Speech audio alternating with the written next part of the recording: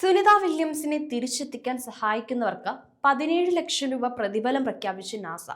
2024 June 5-നാണ് ആദ്യ Boeing star liner വിമാനത്തിൽ സുനിതയെയും ബാരി Butch വിൽമോറെയും 10 ദിവസത്തെ ബഹിരാകാശ ദൗത്യത്തിനായി പറന്നുയർന്നത്.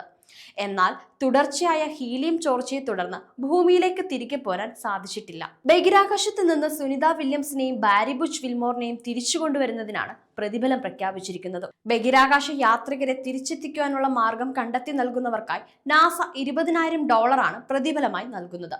ബോയിംഗ് സ്റ്റാർലൈൻ ബഹിരാകാശ പേടകത്തിന്റെ മനുഷ്യരെ വഹിക്കുന്ന ആദ്യ ദൗത്യത്തിന്റെ പൈലറ്റാണ് സുനിത. സാങ്കേതിക തകരാറുകൾ മൂലം പലതവണ മാറ്റിവെച്ച ശേഷമായിരുന്നു ജൂണിൽ സ്റ്റാർലൈൻ വിക്ഷേപിച്ചിരുന്നത്. 3-ാം ശ്രമത്തിലാണ് പേടകത്തിന് ലിഫ്റ്റ് ഓഫ് ലഭിച്ചതും. ഇപ്പോൾ സുനിതയെ ഭാരമില്ലാത്ത ആ ബഹിരാകാശ അന്തരീക്ഷത്തിൽ ഫലപ്രദമായി സസ്യങ്ങൾ നനയ്ക്കുന്നതിനുള്ള വഴികൾ പര്യവേഷണം ചെയ്യുകയെന്നാണ് നാസ പുറത്തുവിട്ട റിപ്പോർട്ട്.